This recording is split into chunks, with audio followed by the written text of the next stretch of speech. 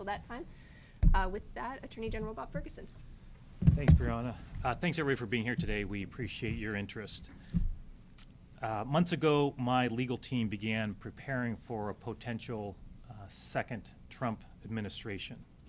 We knew from our extensive experience during his first term that we would need to be prepared from day one if he was reelected. I know that there are many people in Washington State who are feeling a range of emotions from the presidential election results. I know that because I went on a short day hike yesterday, and multiple people on that trail stopped me on the trail to express their thoughts about the presidential election and to ask what this office in the state of Washington would be doing in preparation for the Trump presidency. I want those Washingtonians to know that the Attorney General's office has been preparing for quite some time and feel prepared to defend their freedoms and protect their rights. My team has gone line by line through Project 2025 and has been tracking remarks by President Trump on the campaign trail. We have, of course, been speaking with other attorneys general, with their legal teams, and legal directors at key organizations throughout Washington State and across the country. I'm joined today by just a few of the many folks in my office who are part of the legal team that was involved during Donald Trump's first administration. First, though, I'm really honored to introduce Attorney General-elect Nick Brown, who, of course, you all know. One thing I do want to mention is just as Rob McKenna, who was extremely gracious during my transition to become Attorney General, just as Attorney General Rob McKenna did for me after I was elected Attorney General, yesterday we appointed Nick as what's called a Special Assistant Attorney General. If I refer to a SAG, that's just an acronym for Special Assistant Attorney General. What that means from just a practical standpoint is that means we can brief him, share our legal thoughts, our legal analysis with Nick, because he is essentially a Special Assistant Attorney General. So that has happened. Additional folks from my office who are here, many of you have seen them in past press conferences. Civil Rights Division Chief Colleen Melody, First Assistant Attorney General Kristen Beneski, Solicitor General Noah Purcell, Complex Litigation Division Chief Jeff Rupert, and Environmental Protection Division Chief Bill Sherman. I'll just say their collective experience in litigating during the first Trump administration is, and this is an understatement, extensive. There is no legal team anywhere in the country, I'm confident, who has more experience winning and litigating these types of cases than the folks you see here, and of course all the team that is a part of our office throughout the state, many of whom are in the room today. So they are prepared for upcoming work that we may have. What I'm going to do is talk briefly about our preparations and the challenges we anticipate. Then we'll hear from Nick Brown, and then we're happy to take any questions that you may have. Just as a preview on the questions, and we were chatting about this upstairs, by definition, we understand you may have a lot of interest in specific topics and what would happen if something happened at the administration. For obvious reasons, it's going to be difficult to answer some of those questions in details, right? We don't want to preview our litigation strategy, for example, and at the same time, until you actually see an executive order, for example, the actual writing of that in black and white, the specific language that's used, it's difficult for us to form an opinion of it, of the legality or illegality of it, until we actually see it in writing. So by definition, we may have to be a little bit general in our responses to those legitimate and important questions. Just wanted to highlight that for all of you. So Project 2025 is, of course, a 900-page roadmap of what we can expect from a second Trump administration. We have also closely reviewed Agenda 47, which is found on President Trump's official website and contains a list of his priorities for a second term. It echoes many of the ideas fleshed out in detail in Project 2025. To be blunt, what is in Project 2025 and Agenda 47 constitutes an assault on reproductive rights, healthcare access, environmental protections, to name just a few. So speaking for myself, I'm deeply concerned, of course, by potential implementation of the policies outlined in those documents. Just a few examples. Enforcing the Comstock Act, which is a 1873 law that Donald Trump could use to try and criminalize or severely restrict abortion and birth control nationwide. Eliminating or weakening DACA, the program, of course, that protects more than 500,000 dreamers for whom the United States is the only country that they know. Rewriting federal law to remove nearly all protections for LGBTQ Americans, from education to healthcare to the workplace. Now, we do have certain tools. I'll outline those very briefly. First, of course, is litigation. And that is an important tool for challenging federal actions that we believe are illegal or unconstitutional, and keeping the administration accountable to the rule of law. Between 2017 and 2021, our legal team defeated 55 such illegal actions and policies from Donald Trump and his administration. So we lost 3 cases, 155. So our track record was obviously very positive. It's important to point out that we obviously worked with other states and Democratic AGs during those 4 years, worked very closely with those states. Washington was, of course, extremely active during those 4 terms. We were the lead state on 36 cases. The lead state, of course, is the state that essentially does all the work, right? You are drafting the briefs, you're arguing the cases before the courts. Other states assist with documents and declarations, but invariably one state is usually chosen to lead a litigation. Washington was, of course, one of the main states that did the bulk of the work during those 4 years. At the time, when Donald Trump became president in 2017, our team that could do that work was a fraction of what it is today. We essentially had to build the plane as we were flying it to put together the resources to challenge the administration many times in court. That infrastructure on the positive side is now in place. I was chatting with Bill Sherman on the environmental side upstairs before we came down. In January of 2017, the environmental enforcement team was Bill, and I think you said 1 investigator, okay? That team is now about 28 individuals, okay? This has been written about, the growth of our office in key areas. That growth of the office, which was very intentional, will be very useful over the next 4 years for many reasons, but this is one example. So our team is much larger, that has the experience and the resources to, when appropriate, to litigate. At the same time, though, the flip side of that is, and a concern I have, is that Donald Trump, I believe, and his administration may well be better prepared on their end. Just being honest, and many of you have heard me say this before, during his first administration, one of many reasons why we were successful with our litigation against the Trump administration was they were often sloppy in the way they rolled out their executive actions, for example. And that provided openings to us to prevail in court. This time around, I anticipate that we will see less of that. And that is an important difference we may see. Number 2, of course, there have been a number of judicial appointments at the U.S. Supreme Court. Obviously, the makeup of the U.S. Supreme Court is different today than it was in January of 2017. Similar with other courts in the federal system, that will present a challenge for us as well that we're aware of. Also, in his first administration, Donald Trump had individuals within his administration who clearly pushed back on some of what he wanted to do. There were voices within the administration who were interested in following the rule of law. I'm concerned, so I'm just speaking for myself, I'm concerned that there will be fewer, if any, of those voices in his next administration. So I want to be clear, and this is really important, the president has a lot of power. That's the way our system works. That's appropriate, okay? It was not unusual during Donald Trump's first term that I'd be stopped on the street by a Washingtonian saying, hey, can't you do something about X that has been happened back in Washington, D.C.?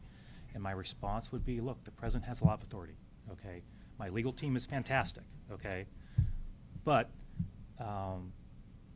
when we would have conversations during those 4 years about whether to challenge something that was happening in D.C., it was not unusual, okay, to have a policy adopted that I had a strong view about, in opposition to, but we as a team did not feel it was illegal, that it was within his powers to do it.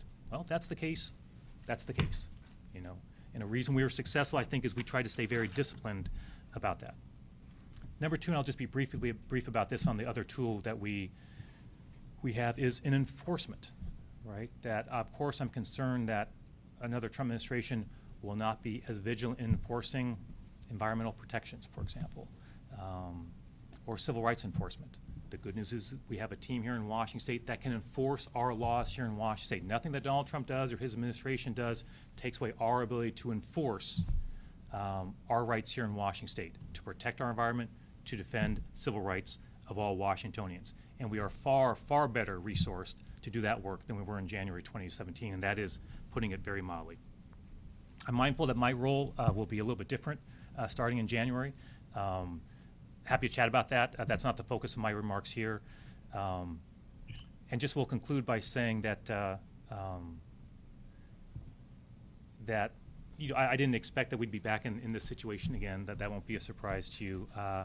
But it became more clear about a year ago that that was a definite possibility. And so a message I just really have for Washingtonians is we're not just waking up yesterday thinking, oh my gosh, there's a Trump administration coming and we need to get ready for it. There has been a lot of work for many, many months from my team to prepare for this.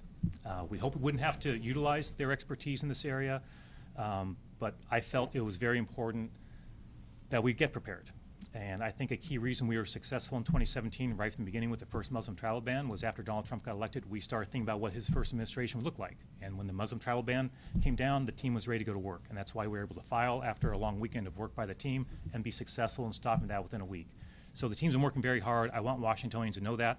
And I'm also very confident in Nick Brown, an individual I've known for a very long time, and want now to turn the podium over to the next Attorney General, Nick Brown. Thank you. Good morning, everyone.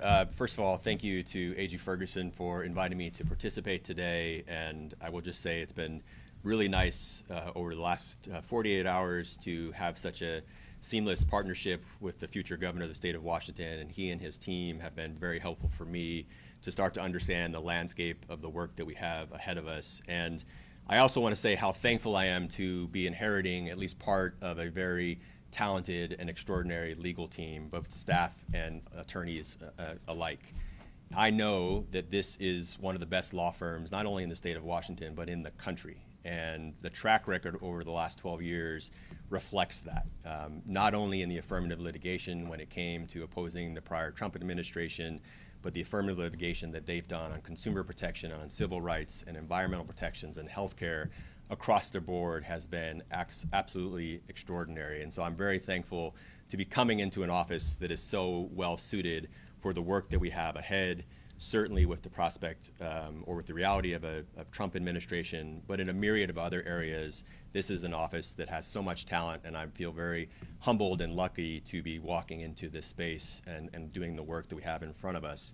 I will also say that I've learned a lot over the last year as a candidate for Attorney General, how much not only the people of Washington look to this office as a leader, but indeed the entire country. And as I got to know some of my future colleague Attorney Generals across the country, how much they have looked to Washington for leadership, and how much they know that we are an extraordinarily well-prepared and well-suited office for these challenges. And that is something that I think Washingtonians should take some pride on, is that this office is seen as a leader nationally with other states for taking on this work. So I'm very grateful for that as well. And you know, my last 6 months working with Governor Inslee as his counsel were the first 6 months of the first Trump administration. And I remember very vividly when the first travel ban came out and the work that this office did and to help prepare from the governor's office perspective for the challenges that we had ahead. And it was the first of very many lawsuits, the vast majority of which were successful in defending Washington values and defending rights and defending the people of this state. And like many of the people in this room and across the state, and sharing what Bob experienced as well, over the last day or so, I have been inundated with concern and people that are worried about the future, not only from people here in Washington.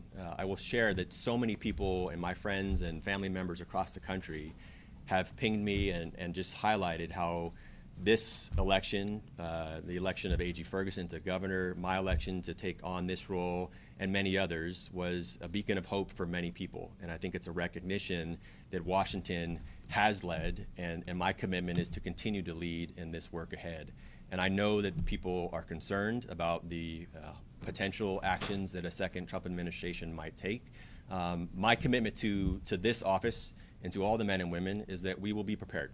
We will be prepared for whatever comes, and we will do everything in our power to defend the rights of Washingtonians, the people of this great state, and to make sure that when there is an illegal action, that we will look very closely to see if we can bring a case, can we be successful, and can we continue to defend things that make Washington unique and make this the best state in the country. So there's a lot of things that we have to get up to speed on. There's a lot of work that I have to do personally to integrate myself and my team with the extraordinary people in this office.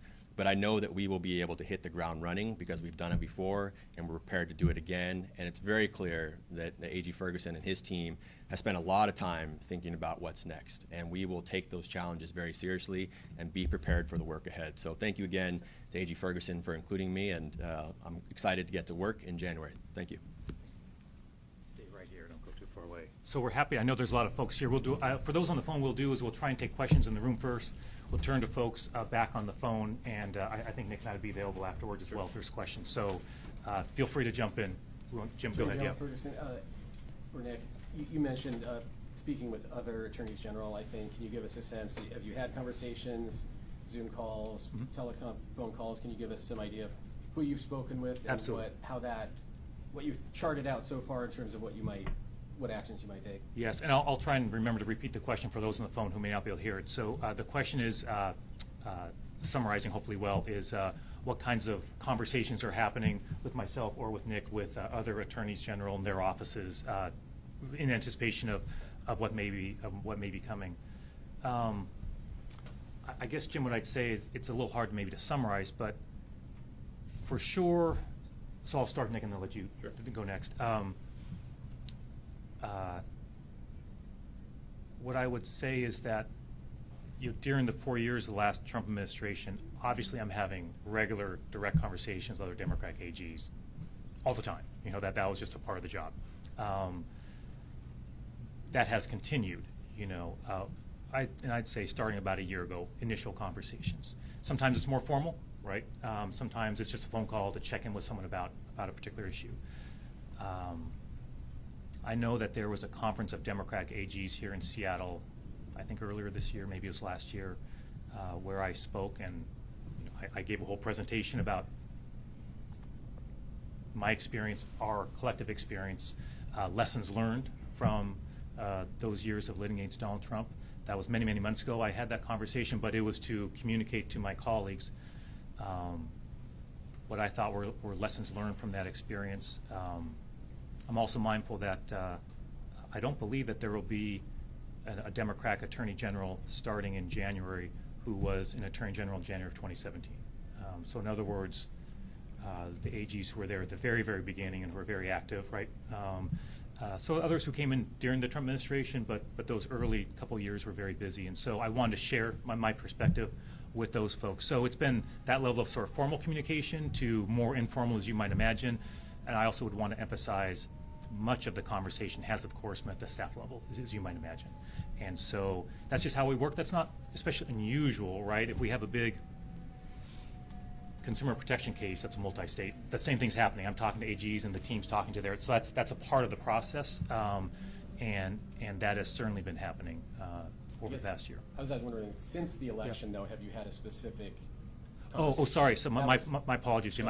So the question, I guess, was more focused on since the election. To be honest, yesterday was a bit more of a slight of a day off for me, to be perfectly honest with you, Jim. So I've got a whole bunch of messages I need to recall. So no, I've not had. I think I can say yes, there were none, but there will be a lot of conversations starting today that I'll be having with my colleagues for sure.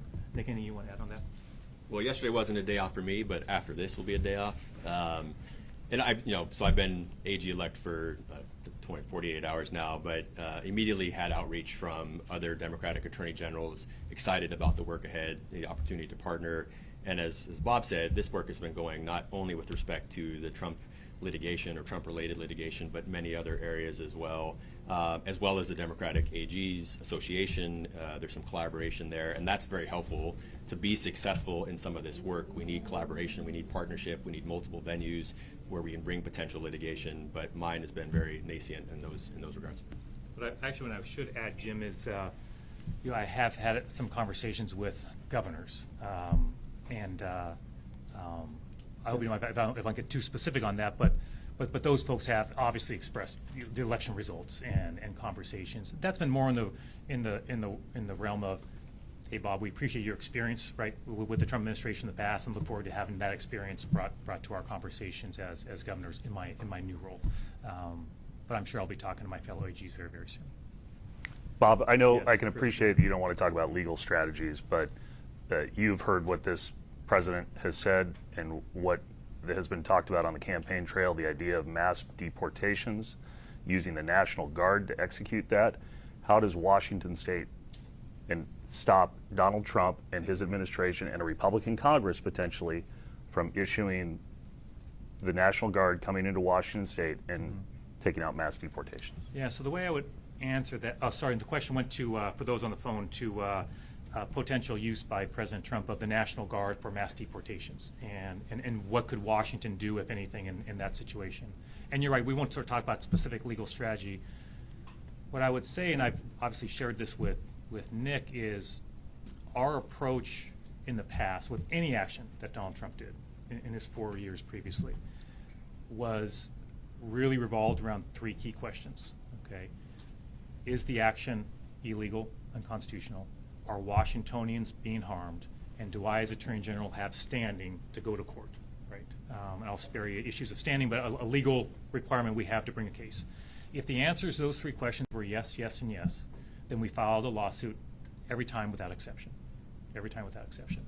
If there was a no in there, and there often was, then we did not file the litigation without exception. I think that discipline served us well. So in other words, one can be outraged by what's happening, but if, for example, we don't have standing to bring the lawsuit, well, somebody else has to challenge that, right? Or if it's not illegal, well, that's up to the people to decide who the president should be. You get the idea. So on each issue that that we were confronted with, that's how we approached it. I'll let sort of Nick share how he might view that as well, but clearly, I'd be having a different role starting in January. We'd be deeply concerned by any action like that. I'm confident Nick and I would be having conversations about how he and the team feel about the constitutionality of that and what resources and tools we have to challenge that as appropriate. Nick? Yeah, I would just echo, I mean, there are so many hypotheticals in a situation like that. What legal tools that President Trump may attempt to use, whether that's executive action or action supported by Congress. So it is really far too early to try to preview what a legal response to that might be. I think my analysis will be generally the same as been the one that's been used here in this office for many years. But I also just want to step back and, like Bob said, and like many of us, there are so many people right now in this state of Washington who are scared, who are fearful for themselves, for their family members, because some of the outrageous things that have been said on the campaign trail by President Trump and his allies. And I'm very mindful of the concerns that all of them are facing. And it's going to be our obligation to make sure that we are defending the rights of everyone in Washington State, citizen and non-citizen alike, to make sure that their rights are not being violated. But that action could take a lot of different paths depending on what action is taken at the federal level. But we have been doing the work clearly in this office to prepare for a lot of different hypotheticals, and we will be prepared to face those with every tool that we have if it's appropriate. And maybe just one last thing I'll add to that, Chris, is, my role will be different starting in January. So if this was to come to pass, and so I'm mindful that governors have sort of different tools. A bully pulpit, for example, right? When I was Attorney General, the way we expressed ourselves was primarily through legal filings and what we said in court, right? A governor has a different role, right, and can use a bully pulpit to articulate why a certain policy that may be implemented at the federal level is outrageous, right? Why it's harmful for our economy, why it's harmful for individuals, why it may be tearing apart families. You get the idea. And look, I think you know me fairly well. I won't be shy about articulating my views, right? As Attorney General, I try very hard to be mindful of the law and stay within that realm of the way we talk about things. As governor, it's a little bit different, right? In some respects, I can have a broader perspective and try to channel a bit what Nick is saying about the fears that folks may have if something like that were to come to pass, and also to work with other governors and our federal partners to see what we can do on that. Lots of hands. Sorry, so just go ahead. Yeah, we'll try and get to everybody. Sorry, go ahead. Given the slate of legal action that you take against the first Trump administration, do you worry a second Trump administration may take retribution against Washington through grant funding or otherwise? And how would you combat against that? So the question was, given our Washington's history in the first administration, Trump administration, of challenging successfully his policies, do we fear a certain retribution to Washington State with the next one? I think what I would say is that question came up quite a bit during the first 4 years. I remember being in this room and getting that question multiple times. I'll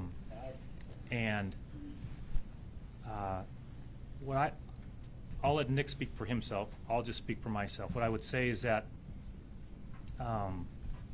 as Attorney General, there's a lot that's going on, right?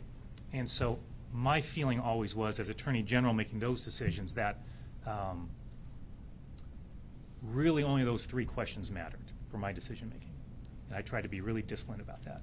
And those were things I could control, answering those 3 questions with my team, right? And I just felt, for me, I'm not trying to minimize the importance of your question. I want to be clear about that, or the potential harm that could result. I want to be clear about that. I'm not unaware of it, but I just felt that could not be part of my decision-making process. What someone else might do in reaction to what I think is the right decision, especially because we're making decisions in which people's rights are being violated, our environment's being harmed. That's what's core and that's what's important. So I'm not unmindful about potential results or responses to the actions of the state of Washington. I just really feel strongly that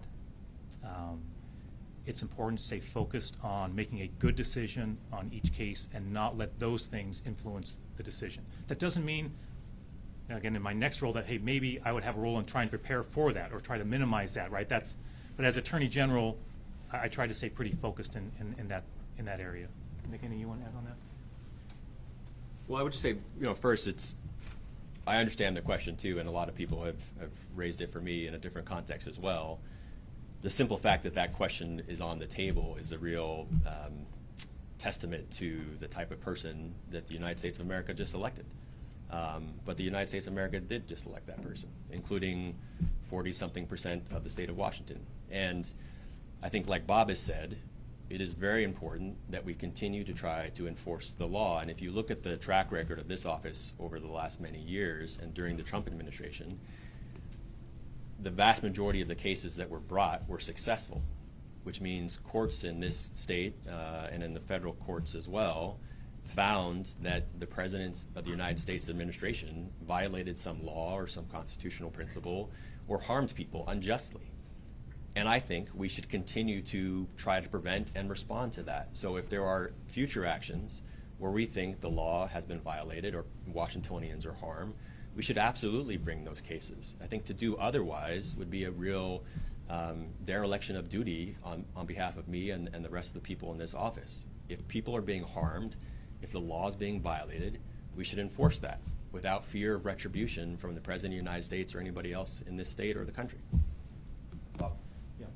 On abortion, who knows what's going to come out of Congress and what challenges may come out of Washington State.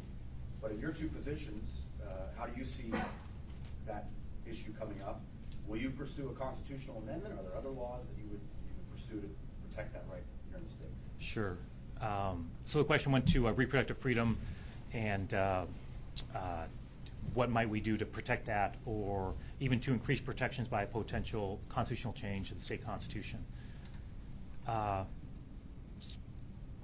I guess what I'd start with is, Washingtonians are very clear about their views on reproductive freedom.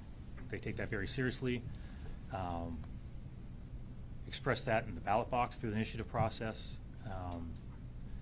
and it's very clear where the overwhelming majority of Washingtonians are on that. So my role as governor, which I think is kind of what you're asking, and role as governor is to make sure that I am doing everything within my power to protect those rights. You mentioned the possibility of a change in our state constitution, which I support. Whether or not there are sufficient votes in the state legislature for a change in state constitution, which obviously requires a much larger majority, is a different question and more practical. I tend to focus my efforts on what I think is practical, what can actually be achieved. And so for me, that'll be what drives that specific question that you're asking is, hey, would we pursue that avenue. That said, our state constitution has, as you know, a state constitution can provide additional protections beyond what's provided under federal law, and I think there's a strong argument that our state constitution's right to privacy grants those additional protections. So clearly, if something were to happen, use of the Comstock Act, whatever it might be, obviously we would be prepared for that. A lot of time has been spent thinking about that. And look, we're not shy about taking on any administration. We're in the middle of litigation around access to mifepristone with the Biden administration, as you know, right? We're the state that took on the Biden administration for limitations around access to mifepristone, which is the abortion medication used in more than half of abortions, right? So regardless of who's in the White House, that is something that this team takes very, very seriously. Nick, any you want to add on that? Okay. Yes. Unrest in the region in 2020 drew attention and some inflammatory remarks from then President Trump and calls from his allies to intervene. And most recently, he's floated the idea of using the military against who he deems enemies from within. Now, he's included who he calls far leftists in that definition. That's a term he previously used to describe citizens right here in Seattle. So what is the Attorney General prepared to do, and you as well, Governor-elect Ferguson, if Trump acts on that statement? So the question goes to Donald Trump's use of the phrase "enemies from within," and what could Nick do as Attorney General, or I could do if the president was to act on that in some way. I mean, I'm not sure I can add much beyond what I've said earlier about how we respond to actions by the federal government. I will just say one thing, though, is that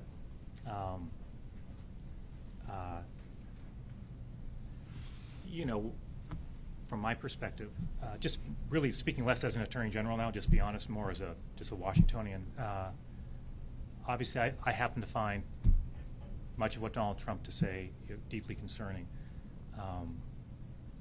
I will say that his comments around enemies within, I find especially, I don't have a word for it. I mean,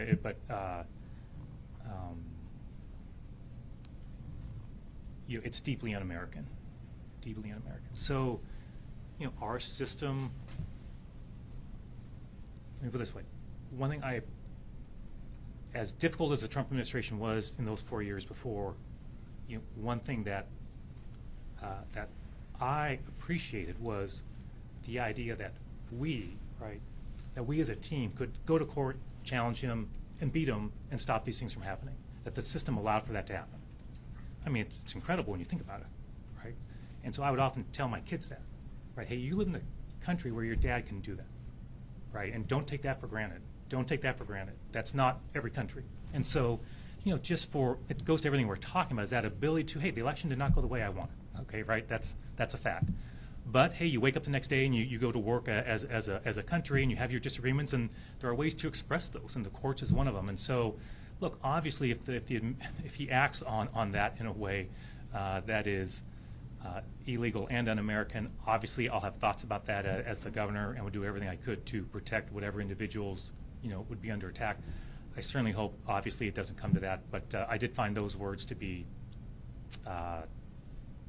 especially concerning, and that's an understatement. Nick? Okay. Sorry, we have lots of hands here. Yeah, go ahead. Yeah. Go for it. Don't go for it. Yeah, yep. Can you just talk a little bit the amount of work that it took during the first Trump administration to respond to the actions of the administration and challenge those? To what extent does that either distract your office or prevent the office from focusing on what would otherwise be sort of its bread and butter mission within Washington State? Yeah, no, thanks for that question. The question is, to the extent that the work, for example, during the first Trump administration that was expended, right, the time, the resources spent on challenging those policies, how much does that take away from, I think what you said, bread and butter work of the office? The good news is, did not. By any fair measure, the work of our office during those 4 years on what you would describe as our bread and butter issues expanded. Jim wrote a lengthy article about that, right? We've expanded our civil rights team, which did not exist, by the way, before I was Attorney General. Now it's a team of close to 30 individuals, right, doing civil rights work on behalf of the people. Those cases go forward here in Washington State, but also Colleen and her team do an amazing job of challenging that first Muslim travel ban and many other issues as well. So we've grown the team I've chosen to grow the team for many reasons. But part of it is, to your point, right? We're going to continue doing the bread and butter work that we do. In fact, we've expanded that work dramatically. Consumer protection, pick your issue. But at the same time, having the resources to do this very important work as well. So I don't see those things as mutually exclusive. Now, that said, I will say that for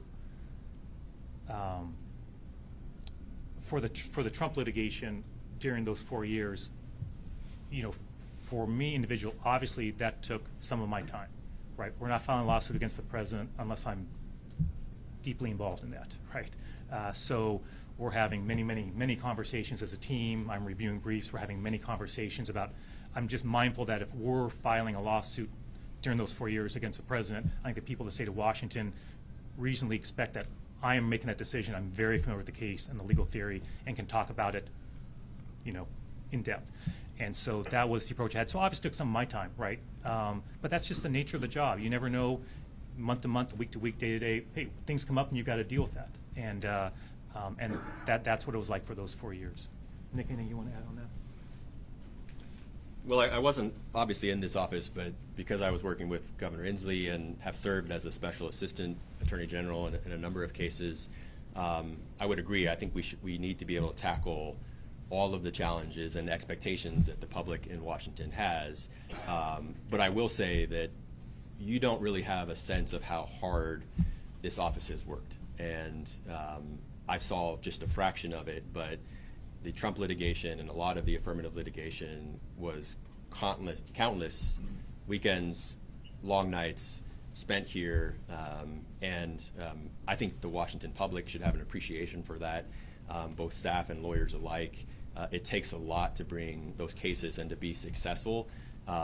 It's a much larger team now that's prepared for that, but given sort of the spectrum of things that could be on the table with the second Trump administration, I don't want to undermine the value that these men and women are providing for the people of the state of Washington, because having been a government lawyer for most of my career, there's a lot of skeptics about you know, how hard government people work, right? It's a 9-to-5 job. It is absolutely not, particularly given the significance and importance of the work that's happening here.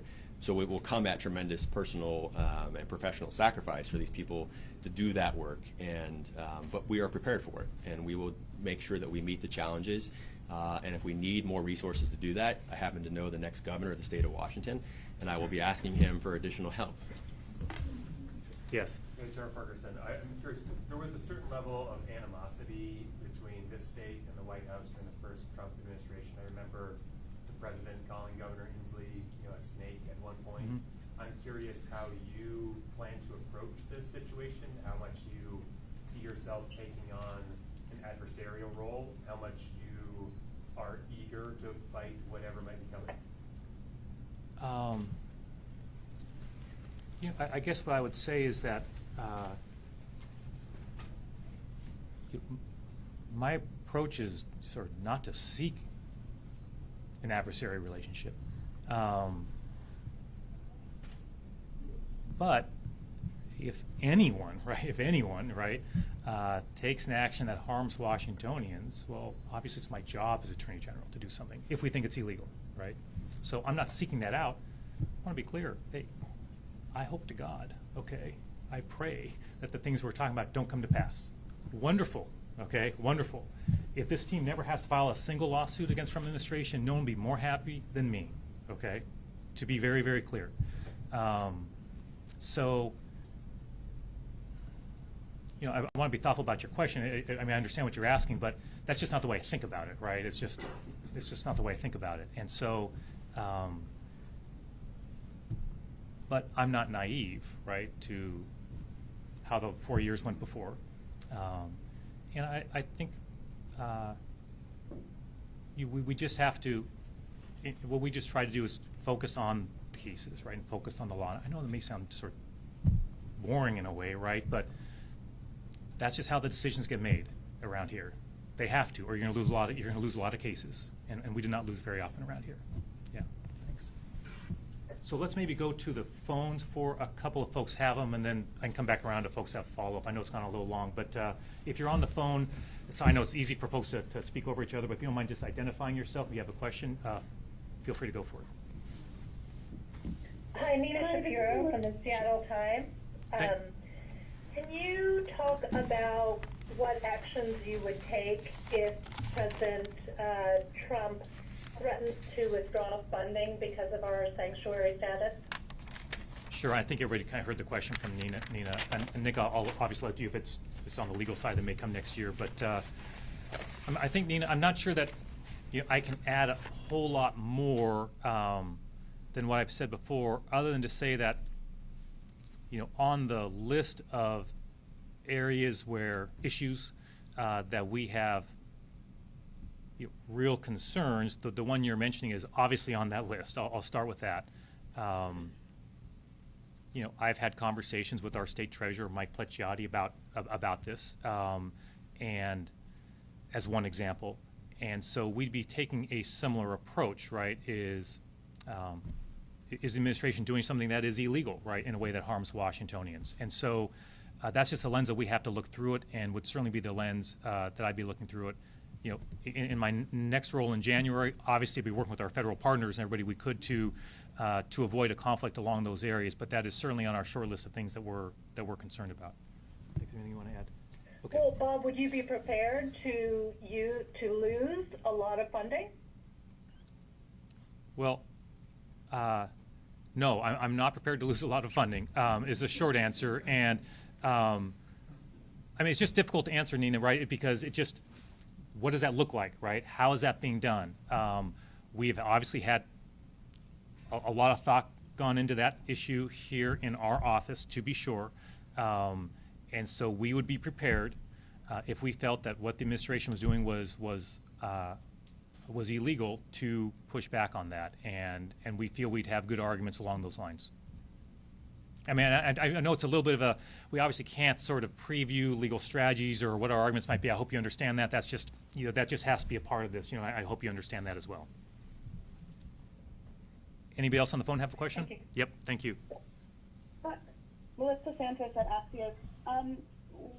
Given that the Northwest Detention Center, or whatever it is called now, is here in Washington State, should some of these mass deportations that the President-elect is talking about commence somehow, what options does Washington State, or might Washington State have, for intervening in something that's sort of a federally contracted facility like that, even if it's within our state, Yep. when it comes to some of these immigration plans?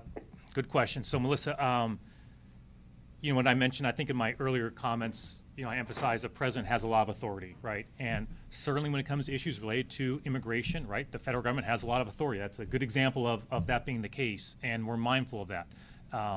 That's not unlimited, right? We won the Dreamers case, for example, at the U.S. Supreme Court. So we have experience in this, but your point is well taken, right? That when it comes to immigration issues, the federal government does have a lot of authority.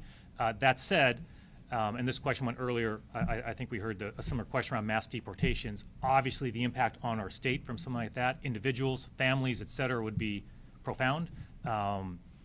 Impacts on our economy. And so we'd be, at the risk of stating the obvious, would be monitoring that closely. And if we felt that, if we as a state felt that what was happening was illegal, obviously we'd be prepared to potentially take action. Nick, is there- Maybe one more from the phone line if anybody has it. If not, any last questions here before? Let me take one more, Jim. Go ahead. No, go ahead. Sorry. Yep. No, go ahead if you're on the phone. Mitchell Rowland from the Chronicle. This is a broader question. So, Attorney General Ferguson, you alluded to the fact that Washington purchased a 3-year supply of mifepristone last April. I was wondering if you're able to speak to any of the other potential safeguards that the state has already taken or could take in the next 2.5 months to prepare for the Trump presidency. In terms of mifepristone specifically? More broadly, just in any other area that the state has already taken any preemptive actions to kind of safeguard Washington from from the incoming administration. Well, I know Governor Inslee had a press conference, I believe, yesterday, in which he spoke about from his perspective as the governor and his role. Obviously, up till today my focus has been, as Attorney General, obviously, for obvious reasons, and that's what we're talking about today. Obviously, I'm beginning a transition period, and what will be a not insignificant part of that transition preparation will be exactly your question. Hey, what steps can I be taking when I take office in January, working with the legislature? What steps can we take to provide additional protections as we see appropriate? So I don't know if I can preview those for you right now, but I do think your point about the governor working with the legislature to purchase a multi-year supply of mifepristone is a really good example of what a governor can do. I remember having very clear conversations with my team and his team about when we filed our mifepristone litigation and saying, hey, no guarantees we're going to win, right?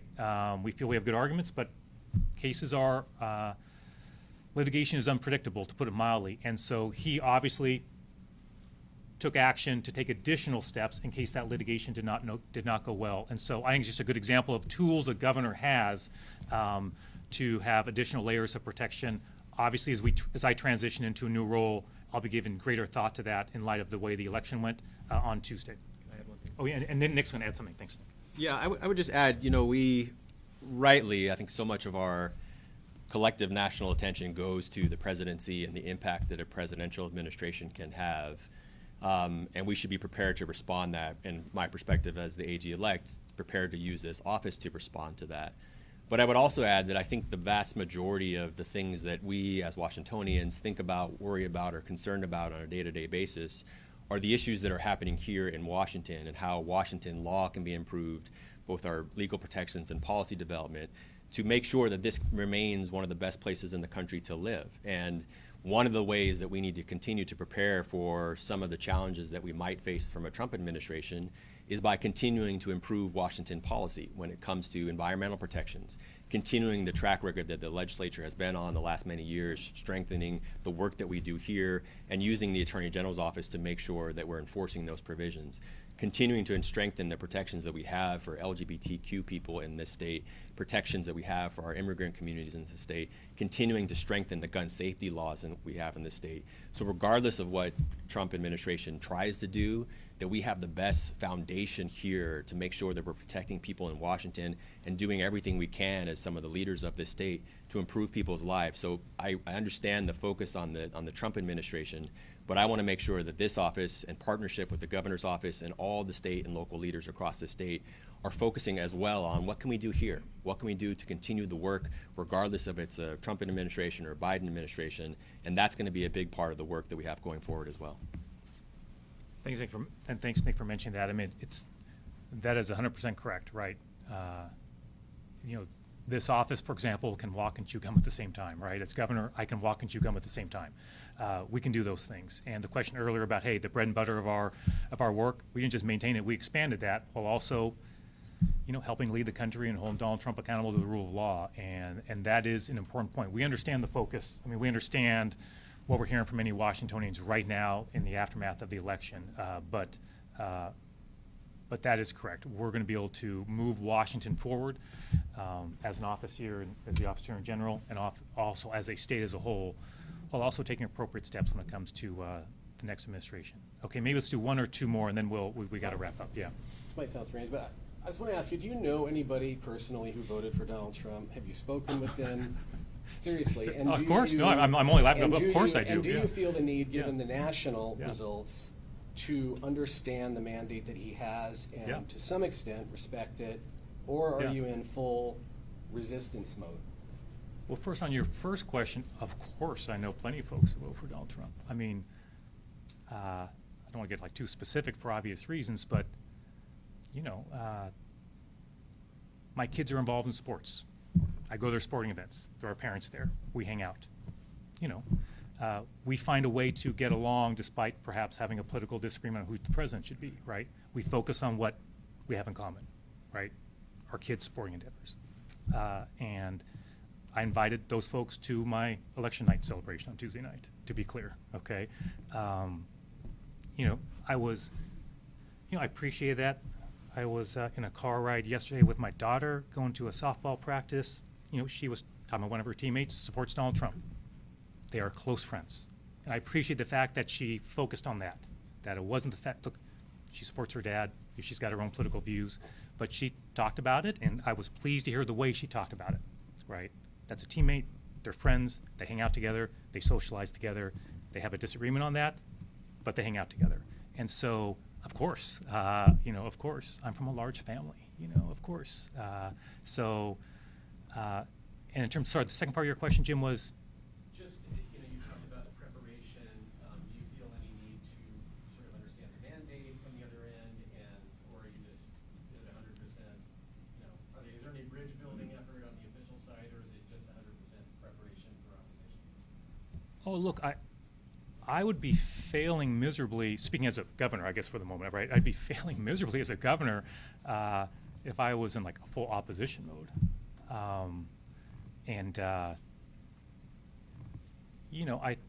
One just has to compartmentalize certain things, right?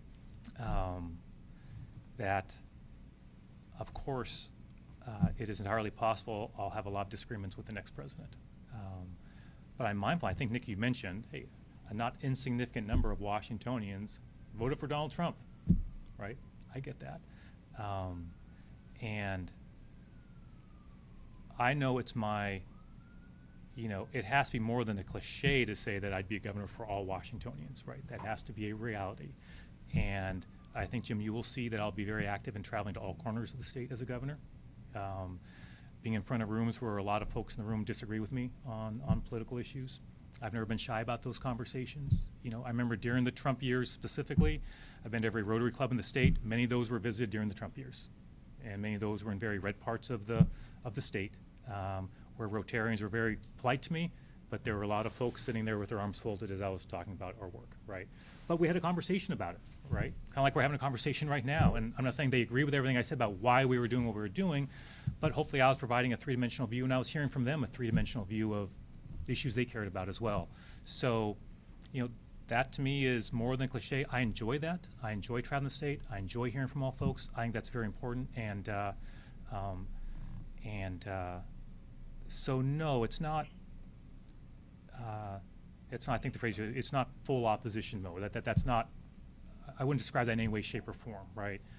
As a governor, you have to make sure you're hearing from everybody, and